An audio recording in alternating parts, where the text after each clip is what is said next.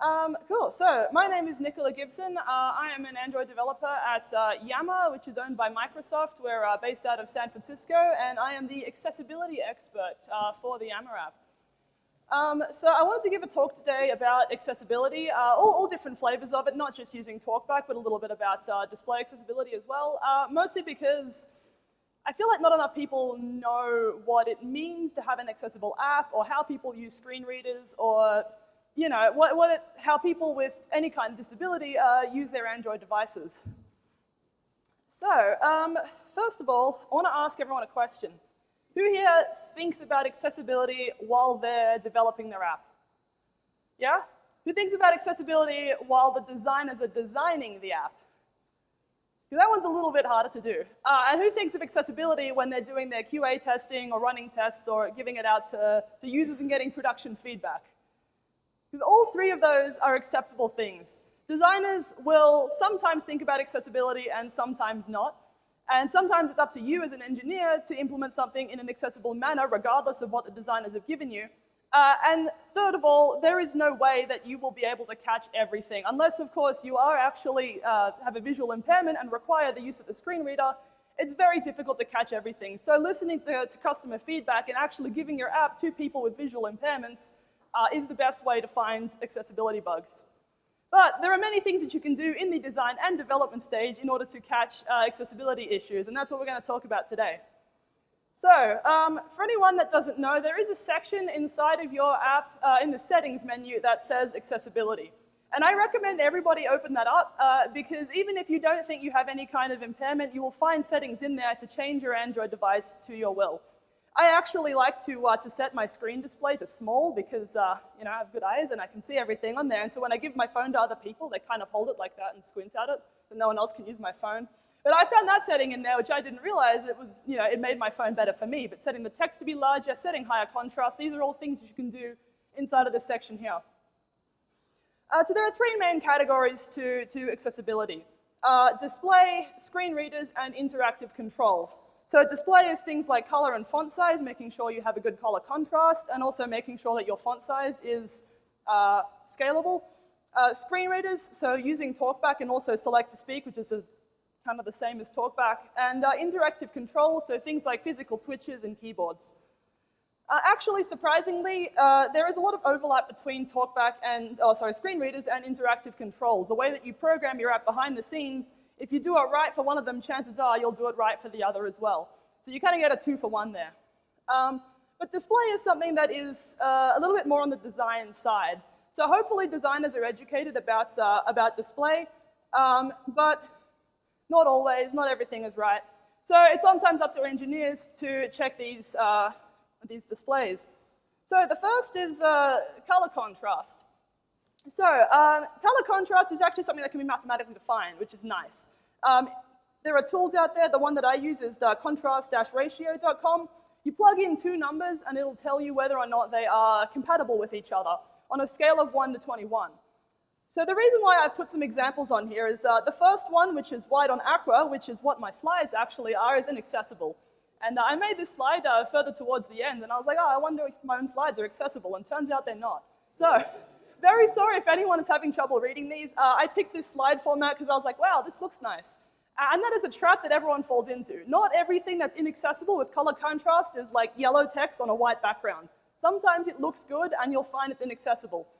So there are a couple of different categories. There is flat out inaccessible, which is less than 3 on this ratio scale. By the way, I don't know how it works behind the scenes, but plug some numbers in and you get something back out. So if it's less than 3, it's inaccessible. No, don't do it.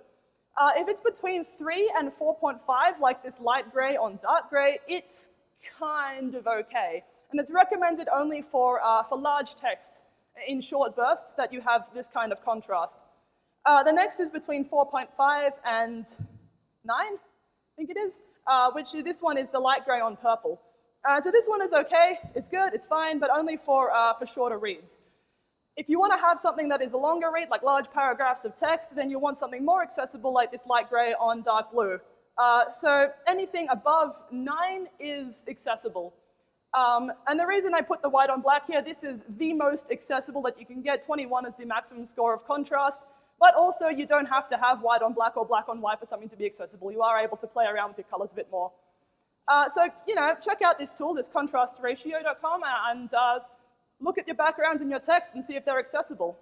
There is also another guide underneath. Slides are available on the Slack channel, by the way, so you can click on these links, and it'll actually describe to you what these numbers mean and the scales and everything. Cool. So something else with display, and this one is a harder one, is tap targets. So tap targets have to be 48 dp by 48 dp in order for them to be accessible. And designers love putting loads of tap targets really close together. It looks nice. You don't have to have padding. It's inaccessible. And so usually this is one of those things where you have to go back to the designers and say, hey, you gave me a 20 dp target with no padding. This is inaccessible. We can't use this. And even yourself, if you implement this and you try and tap it, you'll tap the button next to it like 1 in 3 times. If you can't use it yourself, it's definitely inaccessible. So make sure that you add sufficient padding around your tap targets and possibly add some more spacing around it. It doesn't look as nice, but it's accessible. And finally, if you wanted to scale your text sizes, you just have to make sure that your app still works when you scale the text sizes. So sometimes if you have a section that you only expect to be 1 line or so, maybe you'll fix the height to a certain dp. You change the font size, or possibly as well, if you have a verbose language, sometimes you end up with weird UIs like the one in the middle where they don't actually wrap properly. So you do want to make sure that all of your text boxes and anything that needs to wrap around text will scale with the text size and is not dependent on DP, which is different to SP, the font size. And there's more information on layouts in this link in here. Cool, so who here has ever turned on Talkback before? Oh, fantastic. All right, who here hates Talkback? Yeah, imagine if you had to use that anytime you wanted to use your phone. All right, so screen readers and interactive controls are actually very similar. And so I mostly use just Talkback for my testing with this because Talkback is kind of like a superset. It covers the same that interactive controls do. And you can see I've got a UI here. The first one has the comment button selected using a keyboard, and the second one has it selected using Talkback. They are very similar. However, usually keyboard interactive controls will not select things that aren't tappable. You are expected to be able to see them. That's the only difference between the two there. So, most common problems with screen readers. Number 1, unlabeled buttons. You think it's the most obvious, but unfortunately, no. Unlabeled buttons are a very big issue. And it's not just buttons as well. Anything clickable, unless it's a text view. Text views, it's got the text in there. But image views, image buttons, regular buttons, anything that is clickable needs to have an appropriate label. Sometimes the Android will figure it out. Sometimes it will label itself for you. But oftentimes you have to put a content description in there. And nicely enough, Android Studio will warn you about that. It'll say, hey, you need to add a content description for this, and then you press Alt-Enter and then just, hide the warning. But no, add a content description for your button. The second one is bad navigation order, and this one is a little bit harder to define. I can't just tell you add a content description because navigation order is sometimes a little bit disputable. What is a good navigation order? Well, mostly anything that makes sense to you as a user. And I find that constraint layouts are actually fairly good about this. If you define something in a constraint layout, it is usually able to figure out a generally good order for you. So most of the time, I would not recommend overriding what Talkback is supposed to be doing and what the navigation layout order is, unless, of course, you've got something really funky. But also, clickable views not having good text. So if you select a larger layout to be focusable, then it will read out all of the contents inside. And sometimes those contents are clickable and sometimes they're not. It won't read out the clickable ones, and so sometimes you end up with a bad announcement. We'll cover that a little bit later, but that's also something to think about. And then category 3 is everything else. So there are a lot of problems with Talkback. And there are a lot of problems with Android as well, but they're all like very niche things. So we're going to cover a lot of other niche things in just a second. But the main two, the unlabeled buttons and the bad navigation order, are the most common issues that you have with Talkback. So with that, we're going to have a demonstration. Now you all get to listen to Talkback. Isn't that great? All right, so this is going to work. Yeah, there we go. All right.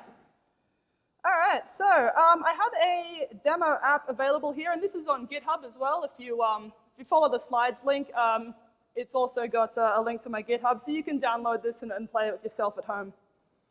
All right, so we're going to turn on Talkback right now. I put the shortcut on. If I hit both the volume buttons at the same time, it'll turn on. Talkback on. Is that going to go through the microphone?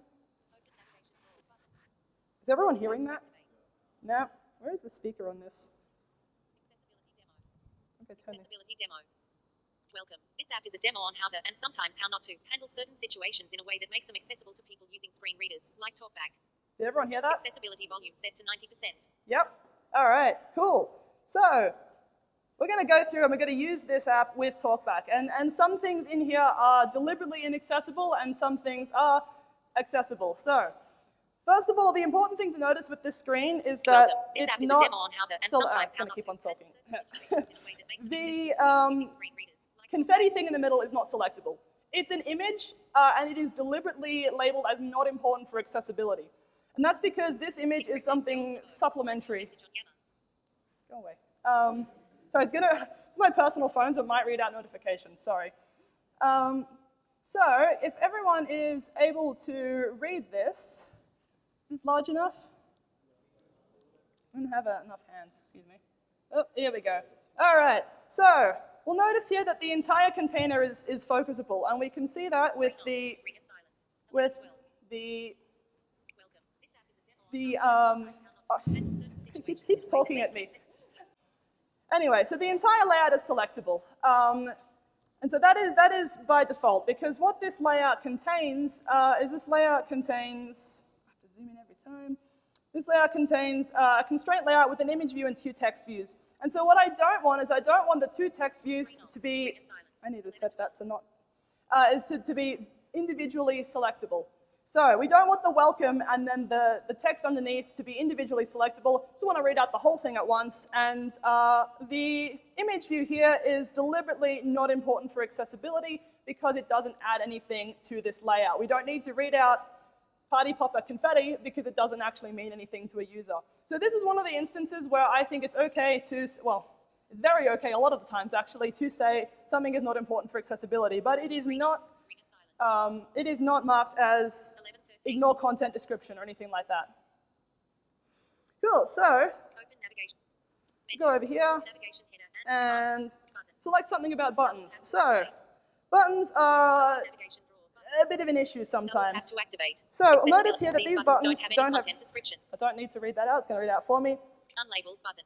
All right, so one of my favorite things to do is to open up an application that I like to use and try and find all the unlabeled buttons. Unlabeled button. And you'll find them a lot. There are a lot of unlabeled buttons. So label your buttons. But something worse that we can do is the next one is the buttons have no content descriptions, but they're also wrapped in another layout, which is also quite common. And when we do that, if we do it just right, it doesn't say anything at all. So this is worse than having unlabeled buttons because this does not read out that it's a button. So what's happened in this instance here is I have, yeah, so these ones here, I have wrapped them inside of another layout. And I need to control 2 fingers away. So these frame layouts here are focusable and the images inside are labeled as not important for accessibility. And so by doing this combination here, we get this awful, nothing is selectable here. It reads out a little click to indicate that it's changed, doesn't read out what it is. And so all you have to do, mark correct button, mark incorrect button. Label your buttons. But if there's text next to it, maybe you don't, maybe the text will read out itself. There's no right answer, sorry, there's only many, many, many wrong answers. So, next one, so layout, intuitive layout order. Now this one is a little bit, there is not, oh, I'm sorry, it's a little bit hidden. There's not always a right answer to this. Every single layout is different, and so every single accessible flow is going to be slightly different. There's only sort of general guidelines that we can make here. So this one is a little card that's got a like, a comment, a share, and it's got some truncated text in there. Accessible 3 days ago. So if we highlight it, 3 days ago. No, is that reading out okay? 3 days ago. Notice it just says 3 days ago, right? And it says 3 days ago because every single other thing in there is a tap target.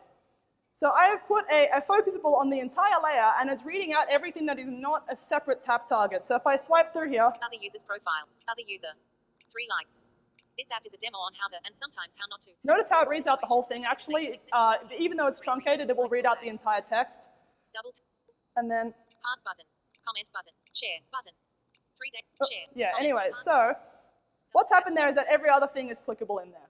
So what is the right answer to fix this layout? Well, there's not really a good answer. We don't want to be overly verbose. We don't want to read out every single piece of information on there separately. Or we don't want to read out every single piece of information and then read it out again as we swipe through the next time.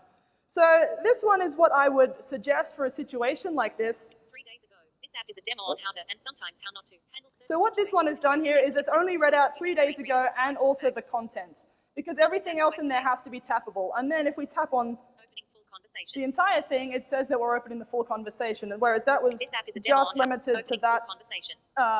that text there. So now by changing the tap target to, instead of being that little section of information, it's now the entire card, we get to add a little bit more information into that.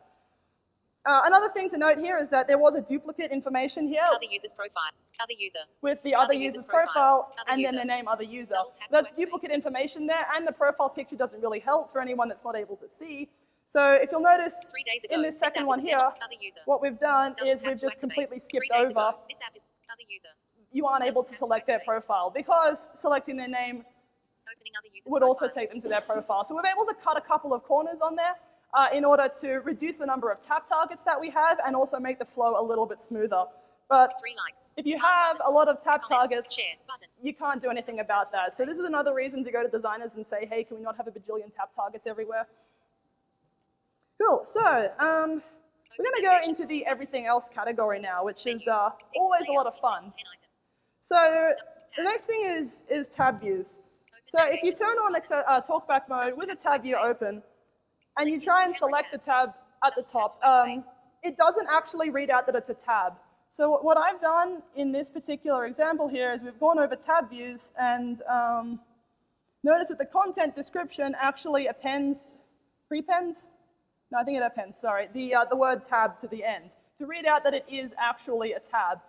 And this is an opinion. It is not necessarily a strict truth, but I think it is a little bit easier for people to understand when something is in a tab view and when it's not if you put the word tab at the end of the word. However, when you click on a tab to change tabs, Gallery tab. it reads it out again. And notice that the content, sorry, I'm going to move this over so that I don't have to keep moving the focus. There we go. So notice that the content has changed in there. And usually a rule of thumb is when content has changed, you are supposed to announce for accessibility that the content has changed. However, for a tab view, you don't need to do that because it announces that you've reselected the tab. Manage tab. So if we go over to the Double Manage tap to tab activate. and tap on Manage that tab. again, it Select reads out Manage tab. It doesn't need to read out Now on tab that we're 3. now on tab 3. I have heard that especially at Microsoft, they like to number the tabs. So like tab 1 of 3, tab 2 of 3, tab 3 of 3. I think that's a little bit too verbose, just because it can get a little bit excessive if you've got like 27 tabs or something and you're swiping through them all and it's reading out. The way that I like to think of it is if this information is useful for somebody that is able to see, then it needs to be read out for people with talkback. But I don't actually care what the number of the tabs are. They could be in any order, it doesn't really matter. And so because of that, we don't have to number the tabs. Whoops, excuse me. 11:19. Open navigation. All right, so list views. Open navigation drawer. So swiping through a list view. That can be a lot of, no, Visor, don't do this to me. Charging started. Charging stopped. Battery level 97%. Come on. Charging started. Battery level 97%. USB debugging connected. Tap to turn off USB debugging. Visor audio output. Go away, requires Visor, I'm not overview. downloading Google Home. Overview. Accessibility All right, menu. so notice that we have to swipe through all these items. I actually want to get to the fab down the bottom. So what I'm going to do is I'm going to keep on. Item 8, item 9, item 10, item 11, item 12, item 13. Does anybody know how we get to this fab? Double tap to activate. Do we have to scroll through the entire list? What if it's an infinitely generating list, like some kind of news feed? Well, luckily for us, if we don't know necessarily there's a fab there, or we're not able to use the touch exploration to find it, there are things called gestures that are incredibly handy for things with list views. So if I swipe left and then, oh sorry, right and then left very quickly, right, left, we're gonna actually skip an entire page. So we can go through our recycler view a lot quickly. Same with left to right. Yep. So we go through the list a lot faster with those right, left and left, right gestures. We don't have to swipe through every single item. But the question still remains, how do we get to the end of the list? Or how do we get to the fab, sorry? The answer to that is actually if we swipe down and then up, it goes straight to the last item in the list. So we don't have to go through the entire list and then select the next item after the list is finished, i.e. the fab, in order to get to the fab, which is very nice. And same if we swipe up and then down, we'll go to the first item in the list. So we can bypass the recycler views in there if the recycler view does go on forever, or if it goes on for longer than we want it to. No, don't read that out. I set it on Do Not Disturb mode and it still reads out the notifications. Anyway, something else that we can do is a two-finger swipe. So on the recycler view, if we put 2 fingers on here, we can scroll up and down in the conventional style. And you'll notice it also, you'll hear that? It plays a little like boop boop noise to indicate that it's scrolling. So that's also something that we can do there. If you are able to see the screen but maybe not able to interact with it as well as some others, using a 2-finger scroll will also get you through lists. However, if you have tap targets within these lists, it will have to scroll through each of the tap targets when you're swiping left and right. And so that's when these gestures get even more handy. Open navigation drawer. All right, so we're going to go and have a look at a search option up the top here. And this was one that actually happened in Yammer, and this was not fun to try and fix. So we have a regular old screen here. Just some regular old text on a normal screen. And a button that says click me, and we click it. To activate. Toasts will announce themselves. Oh look, a toast announced itself. Isn't that nice?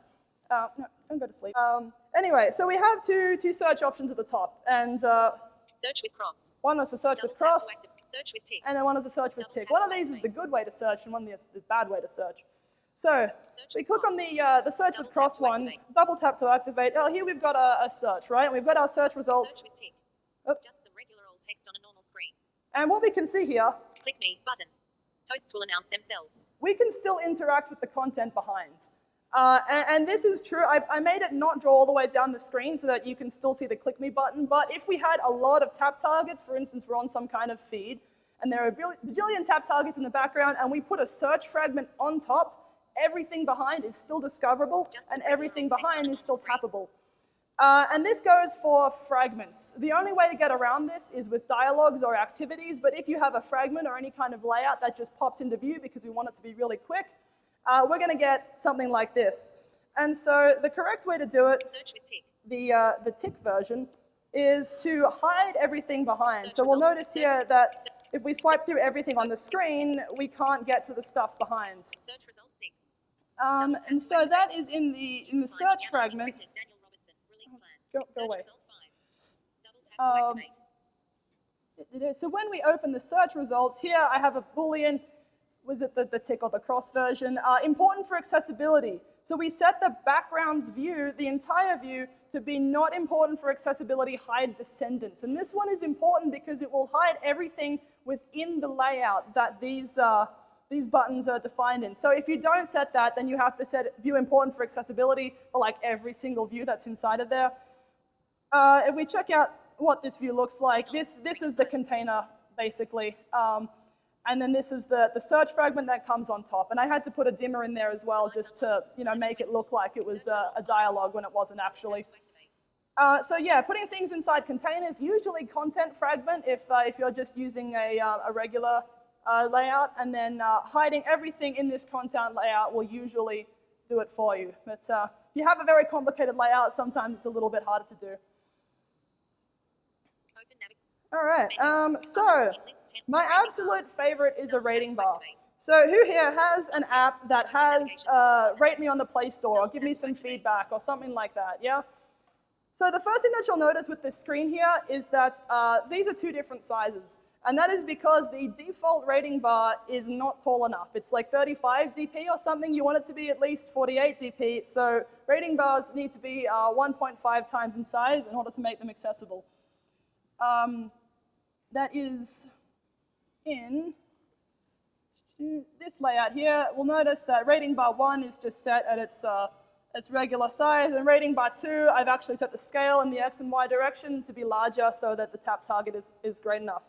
So I'm actually going to turn talkback off just for a second and show the kind of behavior that I would want if I was just a regular user without talkback. So I don't like this app that much. It's okay. I'm going to rate it 4 stars. It says, thanks for rating 4 stars, and then we click it again, rate again, 3 stars, you know, whatever. So if I want to do this with talkback on, how would I do that? Well, turning talkback back on, okay, it says progress bar. Well, that's okay. Slider bars and progress bars, they're all the same behind the scenes. Please rate me. So what I can't do is, because this is not 5 individual items, it is a rating bar, I cannot select 1 star, 2 star, 3 stars, 4 stars, whatever. So what this means is that I have to do a 2-finger swipe, and the same as if you have a seek bar in any kind of video player, 2-finger swipe on there, left and right, in order to select how much. So let me do that. And I want to rate 4 star. Oh, I actually did it. There we go. So did you see them jumping around? 2-finger swipe on a very small area like that in particular is quite difficult. So I'm not going to look at the screen this time, though, and I'm going to try and do it. 80%? It sounds like what I want. Did I do it? Oh, I did do it. Nice. So what I'm trying to demonstrate here is that, I didn't mean to do that. There we go. There's one example. It is very unreliable, and as soon as I lift my fingers up, and I don't always know if my fingers are over the rating bar, it will just submit the rating. And so I accidentally went and rated 0.5 stars there. And do it one more time for fun. 50%. Usually it'll jump back to like 0.5% or something. If you lift up one finger before the other, it's very unpredictable. I've probably practiced this too many times and it's going well. But what I'm trying to say here is that rating bars aren't good. And when you notice that when I lifted my fingers off, I didn't receive any kind of feedback.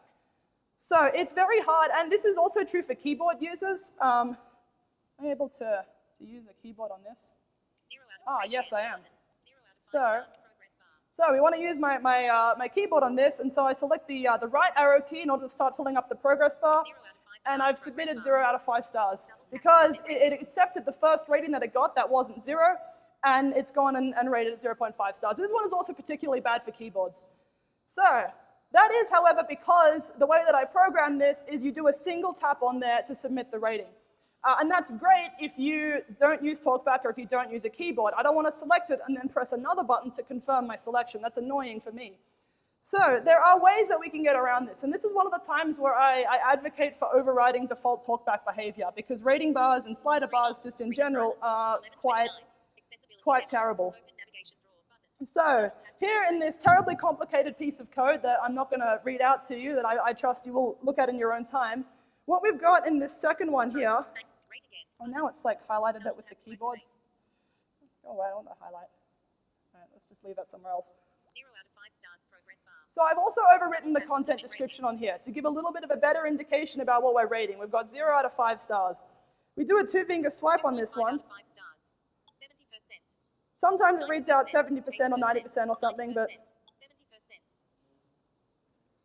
2.0 out of 5 stars. well, there we go. Now it jumped back. So there we go. That's not what I wanted to do, but it didn't submit the rating. So let me try and rate it 4 stars again. 70%. 80%. There we go. 4.0 out of 5 stars. So here we can see the fighting of my content description versus what the seek bar actually wants to read out. I think it's okay to have a jumble there. When you lift it up, it does read out 4.0 out of 5 stars. Please rate me. So, Button disabled. why are you disabled? Oh, you're disabled because I haven't finished this yet. 4.0 out of 5 stars, progress bar. Double tap to submit rating. So you'll notice there it says double tap to submit rating. Usually it says double tap to activate when something's clickable, but this one, it's a little bit weird. And so what I've done in here is I have overridden the double tap to activate instruction to say double tap to submit rating, because this is a very specific instance. It's not terribly intuitive that you need to tap on the rating bar to click on it to submit the rating. So we do that. Thanks for rating 4.0 stars. And now it says to me, thanks for reading out. Oh, sorry, thanks for rating. And that's because this next view here is a, here we go. This is an accessibility live region. So this one is polite because I don't like rude live regions. And this here will, how did I say this? Yeah, so it will wait until something is finished before it announces, but it will announce itself when something changes. So if you have an image view that changes drawables, or if you have a text view that changes text, and that information is important for users, then we need to announce it out. So these ones, don't use them all the time, because if you click on something and then you get 10 announcements because the screen's changed, it's incredibly annoying. I live by a rule of thumb, is if Talkback annoys you, chances are it's annoying the person that needs to use it. Don't do that to me. So I think I'm like yanking the cable out. Anyway, so this one is where I would advocate for an accessibility live region. I'm not installing Google Home. Just to make that a little bit clearer, that double tap to submit rating, you do that, thanks for submitting the rating. It's a little bit of a confirmation that the thing has gone through successfully. So, rating bars are awful, I'm sorry. But if you do have a rating bar in your app, please do try and use it with talkback mode on. If it doesn't work, reconsider how you submit the rating. All right, so text views, right? Text views are fine, they handle themselves, yeah? Not always. So, if you have an inline link in your code somehow, so I'll let this read it out actually instead of me. This text has an example of a hyperlink inline, and we set the movement method. So did you hear the little blip in there? I'll read it out again. This text has an example of a hyperlink inline, and we set the movement method. Double tap to activate. So it's read out blip inline. That's the indication that there was some kind of hyperlink in this text here, which is nice because that is a visual cue for us, and Talkback will incorporate that for you. So it said double tap to activate. All right, we do that. Doesn't do anything. Right, so why is that? Well, it's because we've set the, actually let me get up the code for this. So, we have a movement method set in here, right? So if I don't use Talkback, then we can just click directly on that link there, it's fine. But if we have Talkback on, it's hard to get to these links. And that's especially evident in the... This text has a few hyperlinks, just for good measure, dot. We only set the movement method if not using Talkback. So the reason why I picked that one is because there is 3 hyperlinks in here. If we click on this, what do we expect to happen? Does it open all 3? We don't know. So there are ways to get around things like hyperlinks in Talkback mode, and we do that through gestures. So this particular gesture is up and then right. If I do that quickly, what it does is it opens this local context menu here. And we're able to select the links that we have here, click on them, and we'll see these are the links that are in this particular text item here. Unfortunately, it doesn't tell us where these links go. We get the same amount of information as we do as somebody that's just able to read the text. They are mystery links, but we click on them in this menu here, and it takes us to the hyperlink. Excuse my little shill in here. So, the reason why I bring that up is because we shouldn't be setting the link movement method all the time. This text also doesn't have a hyperlink, but we checked it before setting the movement method. Oh, excuse me. This text doesn't have a hyperlink, but we set the movement method just in case. Double tap to activate, double tap and hold to long press. So because this has got the movement method in here, it actually tells us to double tap it. And we double tap it and nothing happens. There is no click listener associated with this, but the link movement method has told us that this item is clickable because of the hyperlinks inside. So we get this like dueling, is it clickable, is it not thing. So yes, it's clickable if you don't have Talkback on, but when you turn on Talkback, it's not clickable, and then Talkback reads out it's clickable. So there is no good solution to this, except for what I would recommend is... This text also doesn't have a hyperlink, but we checked it before setting the movement method. So notice that one doesn't read out double tap to activate, and we did that in this example here. The text, we set the text, and then text views have this handy URLs thing. If it has URLs in it, then we should set the movement method. If it doesn't have URLs, then we probably shouldn't, just so it doesn't read out all text views are clickable, or all text views that might have links are clickable. But this next one has a few hyperlinks, just for good measure, dot. We only set the movement method if not using Talkback. So this one here, we also had to check that we weren't in Talkback mode, just so we don't also set these verbose click listers on here. double tap to activate things, they don't get appended to the end. So we haven't set the link movement method if we either don't have URLs or we aren't in Talkback. So this is another instance where it's okay to check if you're in Talkback mode or not. Usually I don't like this kind of thing. If Talkback, then do this layout, else if not in Talkback, do that layout. But this is one of the reasons where you need to, not the reason, sorry, one of the instances where you should be checking whether or not you're in Talkback mode or not, just to avoid like having something extra verbose. All right, so the last one is other types of text. So this is where you, no, don't read out that one. Okay. So text with formatting, text with inline icons, sometimes timestamps. Do we have to override a text view? And if we do, why? So this one here. This is some text that has some formatting. This one here has not read out. This is some text, bold, that, end bold, italics, has, end italics, you know, because that's just incredibly verbose. This kind of stuff is a little bit hard to what am I trying to say? To like articulate with Talkback on. Whereas hyperlinks are a functional thing. They affect how the user is able to interact with something. Bold, italics, underline, that kind of stuff, unfortunately not so much. So this one here, I think it's okay to not announce this. And the reason why I think that is because Android doesn't do it for you. Android does hyperlinks for you. Android does not do this kind of formatting for you. This was all done in HTML as well, so it's the same input method. But however, if your text has some kind of inline icon, this text has some important information in an inline icon, marked correct. So what I've had to do in this one here is actually override the content description for this, this text view.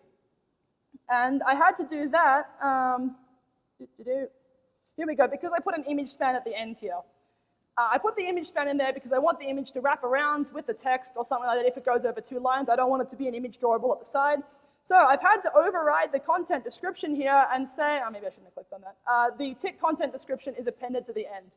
You don't have to do this for every single inline icon that you have, especially if it is not important. But if this inline icon is used to distinguish it from some other kind of text view that doesn't have the inline icon, then yes, it's important. But if you just want to have like a cute little emoji at the end of every text view, maybe not so much. I would use the same logic as I did with the image view at the start, is if this icon provides important information to a user, it needs to be announced. If it's just something there for aesthetics, then it doesn't need to be announced. Now this one, the next one's a bit fun. So if you just listen to this. This timestamp of 3 meters needs to be overridden, posted 3 minutes ago. So notice that 3M actually got read out as 3 meters. Talkback likes to think it's really smart when it's not. So this one here, to avoid having strange things read out, maybe M isn't a good abbreviation for minute, maybe you should use min, but if you do something like this, and especially if this is within your strings files, if it is content uploaded by a user, you can't do anything about it, but if this is your own code, override it. And so I've done that here. I have 2 types of formatters, one that will format, I shouldn't have clicked it, one that will format the M ago, and this one will format minutes ago. And so instead, we have 2 text view, the 2 things that on the text view. The first text is the text and the timestamp, and the second one is the content description, which is the text and the timestamp content description.